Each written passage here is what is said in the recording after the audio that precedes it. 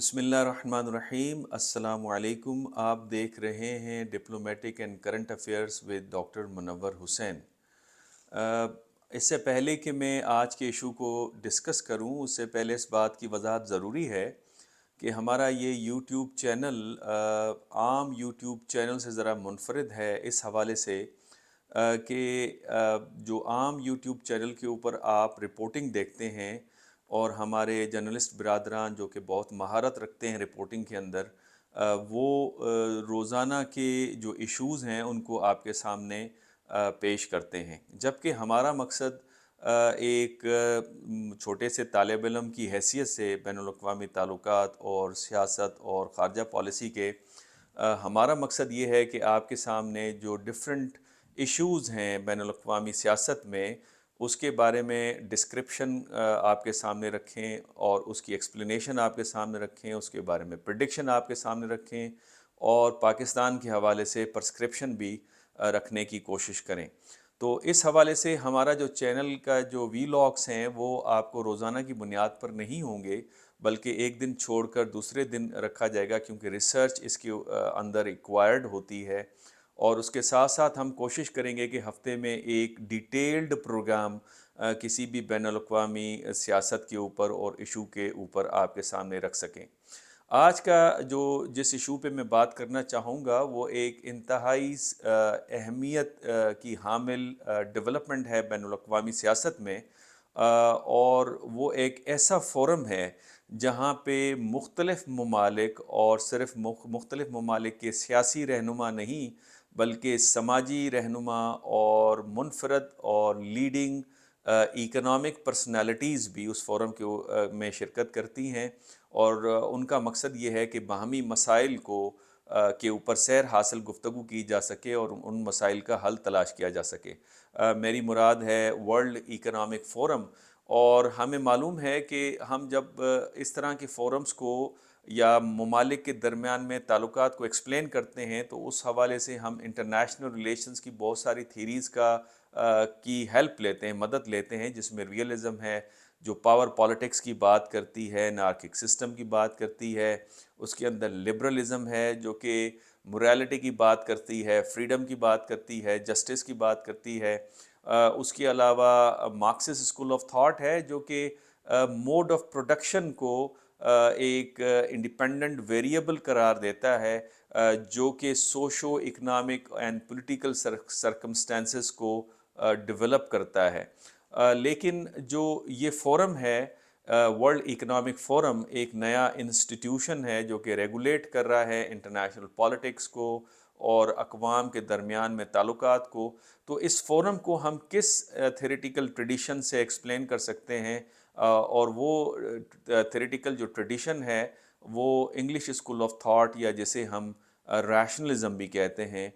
جس کا ماننا یہ ہے کہ اگر ہم سینس آف انٹرنیشنل سوسائٹی کو ڈیولپ کر پائیں انٹرنیشنل آرڈر کے ذریعے سے، انٹرنیشنل رجیم کے ذریعے سے، تو ہم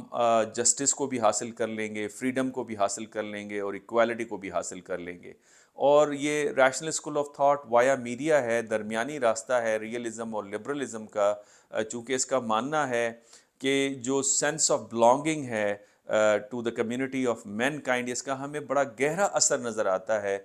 ریاستوں کے اوپر بھی اور بین الاقوامی نظام کے اوپر بھی، اور ان کا یہ بھی ماننا ہے کہ بین الاقوامی نظام ناکام نظر آتا ہے خوشحالی دینے میں، ایکوالٹی دینے میں اور فریڈم دینے میں۔ تو لہٰذا اگر ہم انٹرنیشنل آرڈر کو انسٹیٹیوشنز کے ذریعے سے لاگو کر پائیں تو یہ ریپلیس کر دے گا انٹرنیشنل سسٹم کو سینس آف انٹرنیشنل سوسائٹی سے، اور ریاستیں اس نہج پر چلی جائیں گی جہاں پہ وہ اپنے کامن ویلیوز کو اور کامن کنسرنز کو ریکگنائز کر پائیں گی، اور اس کی بنیاد کے اوپر وہ ایک دوسرے سے تعاون کریں گے۔ تو لہٰذا ورلڈ اکنامک فورم جو ہے وہ بھی اس قسم کا ایک انسٹیٹیوشن ہے جو مختلف ممالک کو قریب لے کر آتا ہے اور ان کے درمیان میں باہمی تعاون کو فروغ دیتا ہے۔ اب یہ جو اکنامک فورم ہے، اس کی ہسٹری کیا ہے؟ اگر ہم اس کی ہسٹری کو تھوڑا سا ٹریس کریں تو ہمیں پتہ چلے گا کہ اس کی کہانی 5 دہائیوں کے اوپر مشتمل ہے، اور اس کی شروعات جو تھی وہ ڈیووس کے اندر جو کولسٹر کے اندر ہے وہاں پہ اس کی ہوتی ہے، اور اس میں ہم دیکھتے ہیں کہ کاروباری شخصیات، حکومتی شخصیات، سماجی شخصیات اس کے اندر شرکت کرتی ہیں اور دنیا کو موجودہ درپیش مسائل کے حل کو تلاش کرنے کی کوشش کرتی ہیں۔ دوسرا یہ کہ اس فورم کی جو شروعات ہے وہ پروفیسر کلاس شواب نے کی تھی، اور اس کی بنیاد رکھتے ہوئے جو اس کا نام رکھا گیا تھا وہ تھا یورپین مینجمنٹ فورم، اور لیٹر آن ہم نے دیکھا 1988 میں کہ یہ فورم یورپین مینجمنٹ فورم سے یہ ورلڈ اکنامک فورم کے اندر تبدیل ہوا، اور اس کا سالانہ اجلاس سال کے شروع کے مہینے جنوری میں ہر سال منعقد ہوتا ہے، جس میں جس طرح میں نے بتایا کہ مختلف شخصیات اس میں شرکت کرتی ہیں، حکومتی ہوں یا عام سماجی شخصیات ہوں یا کاروباری شخصیات ہوں۔ 1973 کے اندر اس فورم نے اہم کامیابی اس وقت حاصل کی جب برٹن ووڈ کا جو exchange rate, fixed exchange rate کا جو نظام تھا مینجمنٹ کا، وہ کلیپس کر گیا، اور پھر عرب اسرائیل وار، اس دونوں ایونٹس نے اس فورم کے اسکوپ کو بڑھا دیا، اور اس کے بعد 1974 میں ہم نے دیکھا کہ اس فورم نے سیاسی شخصیات کو بھی دعوت دینا شروع کی۔ 2 سالوں کے بعد یعنی 1976 کے اندر ہم یہ دیکھتے ہیں کہ اس فورم نے دنیا کی لیڈنگ اکنامک کمپنیز کو اپنے شیئرز انٹروڈیوس کروائے، اور یہ وہ پہلا فورم قرار پایا جس نے چائنیز اکنامک ڈیولپمنٹ کے ساتھ اپنی پارٹنرشپ کا آغاز کیا، اور اس کے ساتھ ساتھ انہوں نے ورلڈ اکنامک کمپٹیشن کی جو رپورٹ ہے، کمپٹیشن رپورٹ، وہ اجرا اس کا بھی انہوں نے شروع کیا۔ 1987 کے اندر پھر ہمیں نظر آتا ہے کہ یہ یورپین مینجمنٹ فورم جو ہے وہ ورلڈ اکنامک فورم کے اندر تبدیل ہوا، اور اب یہ فورم ڈائلاگ کا فورم کہلاتا ہے۔ اس فورم کی بہت ساری کامیابیاں ہیں، جس کے اندر پہلی کامیابی تو اس نے کامیابی کے ساتھ ایک ڈکلیریشن سائن کروایا 1988 کے میں ٹرکی اور گریس کے درمیان میں، جبکہ دونوں ممالک جنگ کے دہانے کے اوپر تھے، اور اس ایگریمنٹ کے ذریعے یہ طے پایا کہ وار کو as an instrument of foreign policy استعمال نہیں کیا جائے گا۔ پھر 1989 کے اندر ہم دیکھتے ہیں کہ نارتھ کوریا اور ساؤتھ کوریا کی پہلی منسٹیریل جو لیول کی جو میٹنگ تھی وہ اسی فورم سے اس کا آغاز ہوا۔ اس سے پہلے دونوں ممالک آپس میں نہیں ملا کرتے تھے سنس 1953، جب 38 پیرالل کے ذریعے سے دونوں ممالک کو جدا کیا گیا، اور اس کے بعد ہم نے یہ بھی دیکھا کہ یہ وہی فورم تھا جہاں پہ ری یونیفیکیشن آف جرمنی کی بات ہوئی، جب چانسلر ہیلمٹ کوہل اور پرائم منسٹر ہینس موڈرو کی، جو کہ ایسٹرن جرمنی کو ریپرزینٹ کر رہے تھے، ان کی آپس میں ملاقات ہوئی۔ 1992 کے اندر اسی فورم نے دوبارہ ساؤتھ افریقہ کے اندر پیسفل ٹرانسفر آف پاور کا راستہ مہیا کیا، جب انہوں نے ساؤتھ افریقن پریزیڈنٹ کی ملاقات کروائی نیلسن منڈیلا کے ساتھ، اور پھر 2015 میں اسی فورم کو دنیا کا اہم ترین فورم یا بین الاقوامی تنظیم کا درجہ دے دیا گیا۔ اس وقت یہ پلیٹ فارم جو ہے یہ پرائیویٹ اینڈ پبلک سیکٹر کی باہمی ملاقات کا ایک اہم ذریعہ ہے، اور اس پلیٹ فارم سے پاکستان جیسے ممالک بہت زیادہ فائدہ اٹھا سکتے ہیں۔ مثلاً پاکستان کی جو سفارتکاری ہے اس میں ہمیں ایکٹیو نظر آنا چاہیے، اور اس کے علاوہ جو تیسری دنیا کے جو مسائل ہیں اس فورم کے اوپر پیش کیے جا سکتے ہیں، جو باہمی مسائل ہیں، اور اس حوالے سے ہمیں کسی حد تک ہمارے جو وزیر خارجہ ہیں جو سیکیورٹی ڈائلاگ ہوئے اس کے اندر انہوں نے بہت سارے ایشوز کی نشاندہی بھی کی، لیکن اس کے ساتھ ساتھ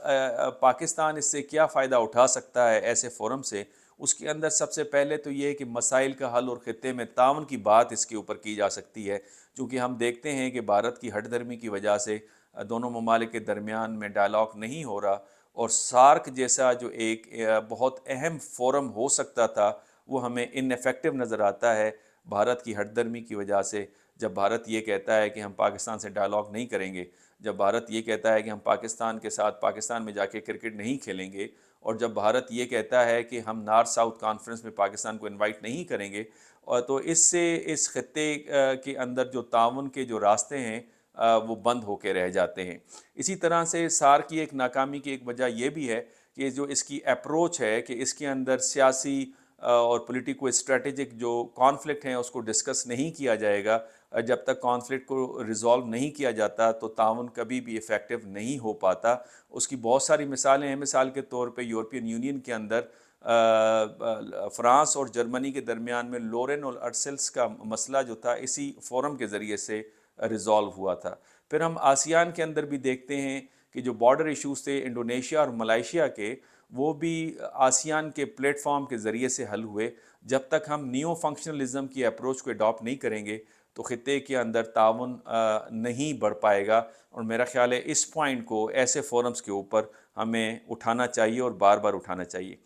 دوسرا اہم جو فائدہ اس سے اٹھا سکتے ہیں ہم، کہ یو ایس اور چائنا کے ساتھ جو بڑے ممالک ہیں ان سے تو ہمیں تعاون درکار ہی رہتا ہے، لیکن اس کے ساتھ ساتھ جو ہمارے جیسے ممالک ہیں، چاہے وہ ایسٹرن یورپ میں ہوں یا ساؤتھ امریکہ میں ہوں یا افریقہ کے اندر ہوں، ان سے بات چیت کا موقع مل سکتا ہے، اور ان سے ہم اپنی سفارتکاری کو تیز کر سکتے ہیں اور معاشی تعاون کو بڑھا سکتے ہیں۔ جیسے ساؤتھ افریقہ میں پاکستان کی سیمنٹ کی بڑی ڈیمانڈ رہی ہے، کینیڈا اپنی اکانومی کو ڈائیورسیفائی کرنا چاہتا ہے اور سی پیک کے ذریعے سے ہم کینیڈا کی ہیلپ کر سکتے ہیں اور کینیڈین انویسٹمنٹ پاکستان کی اکانومی کی ہیلپ کر سکتا ہے۔ اسی طرح سے برازیل بہت انٹرسٹ لے رہا ہے پاکستان کی یونیورسٹیز میں ایکسچینج پروگرام میں، اور ہمیں معلوم ہے کہ وہ $10 بلین کا گوشت پرووائڈ کرتا ہے مڈل ایسٹرن کنٹریز کو، تو وہ پاکستان سے بھی جا سکتا ہے برازیل کے تعاون سے۔ اور اس کے علاوہ ہمیں یہ بھی معلوم ہے کہ مڈل ایسٹرن جو کنٹریز ہیں ان کی زیادہ تر غذا جو ہے وہ امپورٹ کر کے منگواتے ہیں، اور سعودی عرب کے پاس فار انسٹنس کیپٹل ہے اور پاکستان کے پاس زمین اور چائنا کے پاس ٹیکنالوجی، تو میرا خیال ہے بہت ساری جو زمین بنجر پڑی ہے اس کو آباد کر کے پاکستان کی اکانومی کو بوسٹ دیا جا سکتا ہے، سعودی عرب کی غذائی قلت کو جو اس کا مسئلہ ہے اس کو حل کیا جا سکتا ہے۔ اسی طریقے سے جو مشترکہ دنیا کے مسائل ہیں، جس میں سب سے پہلے کلائمیٹک چینجز ہیں، جس میں پاکستان جیسے ممالک کی بڑی جو ان کا جو حصہ ہے وہ 1% سے بھی کم ہے، لیکن سب سے زیادہ افیکٹیز پاکستانی جیسے ممالک ہیں، تو اس حوالے سے جو تکنیکی مدد ہے وہ ہم حاصل کر سکتے ہیں، تاکہ جو ہماری جو پریڈکشن ہے موسمی تبدیلی کے حوالے سے اس میں ہماری ایفیشنسی پیدا ہو سکے۔ اس کے علاوہ روس اور یوکرین کی جو جنگ ہے اس سے جو فوڈ شارٹیجز کا خطرہ جو بڑھا ہے اور انرجی کرائسس جو دنیا کے اندر پیدا ہوا ہے، اس مسئلے کو بھی اس کے اوپر ڈسکس کی جا سکتی ہے۔ اور پھر غذائی قلت، پاکستان کے اندر سیلاب جہاں پہ اس کا بنیادی ڈھانچہ ہل کے رہ گیا ہے، جہاں پہ فوڈ انسیکیورٹی 30% تک ہونے کا خطرہ ہے، وہیں پہ رشیا اور یوکرین کی جنگ کی وجہ سے جو یوکرین کے اندر جو گندم کی ایک بہت بڑی فصل ہوتی تھی، یا پھر اگر فصل ہو بھی جائے تو دنیا تک پہنچانے کا جو ذریعہ ہے وہ اس کے اندر رکاوٹ پیدا ہو سکتی ہے۔ تو ایسے مسائل کو ہم اس فورم کے اوپر ڈسکس کر سکتے ہیں، لیکن باہر کی سفارتکاری کے ساتھ ساتھ آخر میں یہ بھی بات کہوں گا کہ ہمیں اپنے گھر کے ڈھانچے کے اوپر ڈھانچہ جو ہے گھر کا، اس کے اوپر بھی توجہ دینے کی ضرورت ہے، اور ہمیں اپنی اکنامک اینڈ سوشل ریفارمز کی بہت سخت ضرورت ہے۔ جب تک ہم اکنامک ریفارمز نہیں لائیں گے تو باہر ہماری سفارتکاری جتنی بھی تیز ہو، ہمارے گھر کے اندر اس کا فائدہ نہیں ہوگا۔ اگر آپ باہر ایگریمنٹ کر بھی لیں، اگر آپ کی انڈسٹری گھر کے اندر نہیں چل رہی اور پراپر طریقے سے وہ ویلیو ایڈیڈ قسم کی گڈس کو پیدا نہیں کر پا رہی، تو اس حوالے سے پھر ہم کسی بھی قسم کا فائدہ نہیں اٹھا سکتے۔ تو باہر کی سفارتکاری کے ساتھ ساتھ ہمیں اندر بھی اپنا دھیان دینا ہوگا، یعنی 2 پرونگ اسٹریٹجی ہمیں اڈاپٹ کرنی ہوگی۔ اسی کے ساتھ میں آپ سے اجازت چاہوں گا۔ اگر آپ کو پروگرام اچھا لگا ہے تو آپ اسے سبسکرائب بھی کیجئے، شیئر بھی کیجئے اور بیل آئیکن کو آپ پریس بھی کیجئے۔ السلام علیکم۔